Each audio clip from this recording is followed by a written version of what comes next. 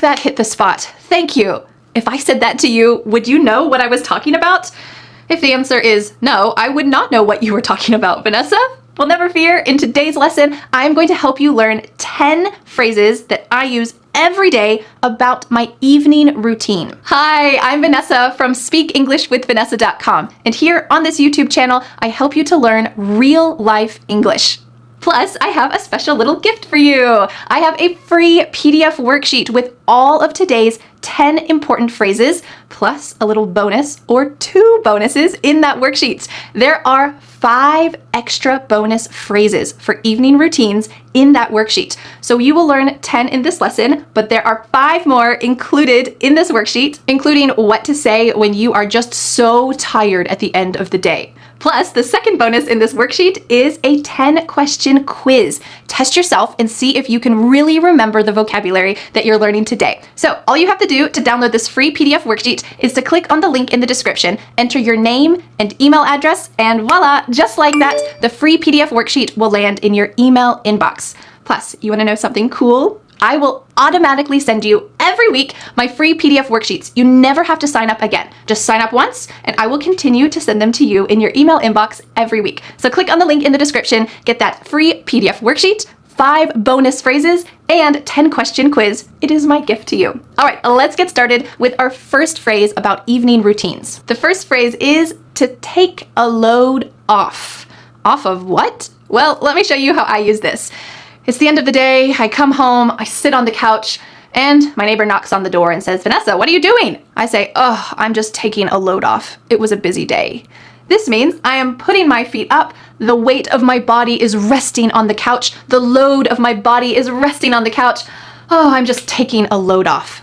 Notice that with this phrase, we don't add anything after it. We don't say I'm taking a load off on the couch or something like this. We just simply say, oh, I need to take a load off. My body is exhausted. This is a wonderful phrase to use at the end of the day, especially if you're physically tired and all you can imagine is just laying on the couch. It's so great.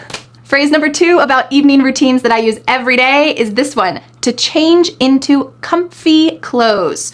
What's that word, comfy? Well, it is a shortened version of the word comfortable, but in daily life, we often just say comfy, especially for something that's soft and cozy, maybe a blanket, maybe some clothes that you might wear at the end of the day. So you could say, just like me, when I get home, I take off my work clothes and put on comfy clothes.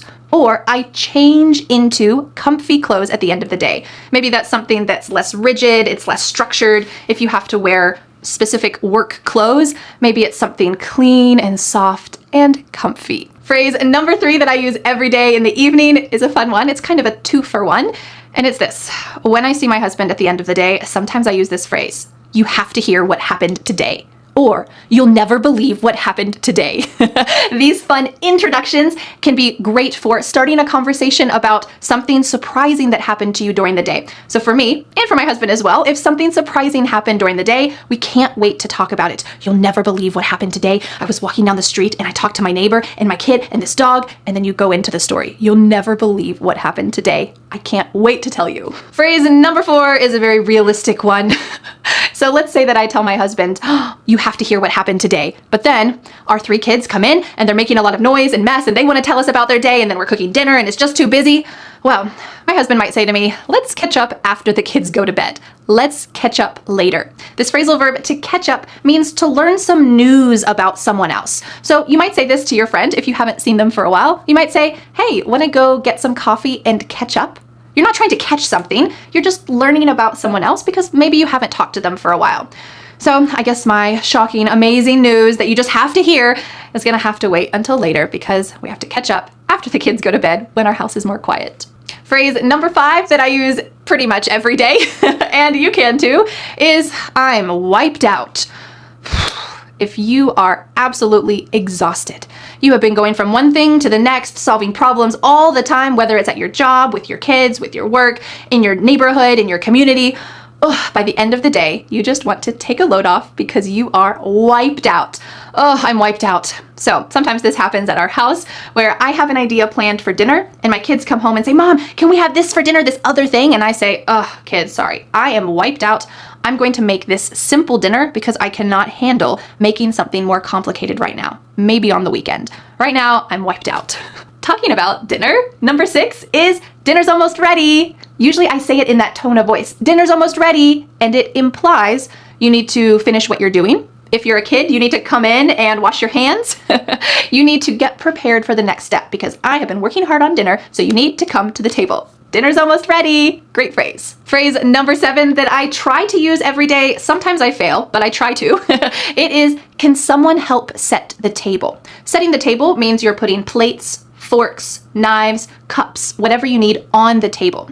Now, sometimes I forget to ask my kids to do this, which it's a good kid job to set the table, but sometimes I forget, and so I just throw everything on the table, put it together myself. But if I have a moment of clarity, I try to ask this question, can someone help me set the table so that everything's ready? I just put the food on the table and everyone can eat. Phrase number 8 also has to do with food, which is a big part of our evening, right? It is wash up, it's time to eat. Wash up, it's time to eat. I'm telling this as a declaration. You need to do this. Wash up. Now, this is an interesting phrasal verb because in the US, wash up means your hands. You need to wash your hands. If I tell you wash up, I'm not talking about the dishes. In the UK, in British English, this phrasal verb wash up is often used with the dishes. I need to do the washing up. In the US, we never say this. We always mean your hands when we say wash up. Wash up, it's time to eat. For my kids, they are most likely outside digging in a pile of dirt, trying to find bugs and worms, and they're messy and dirty. So this is an essential phrase in my house. Wash up, it's time to eat. Phrase number 9 that we try to use every day during dinner is this one. Can you pass the please? Or can you please pass the salt? Can you please pass the vegetables? Can you please pass the bread? This phrase is a polite way to ask someone to give you something. In the US, it's considered rude to reach across the table or in front of someone to get a dish or to get something at the table. So by using this phrase, you are being polite in your words and also with your body. This is something we're trying to teach my kids.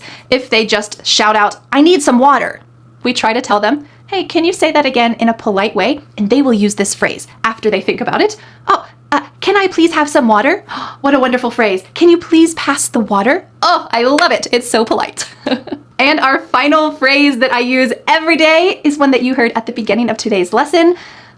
That hit the spot. Are we talking about hitting, punching something? Nope.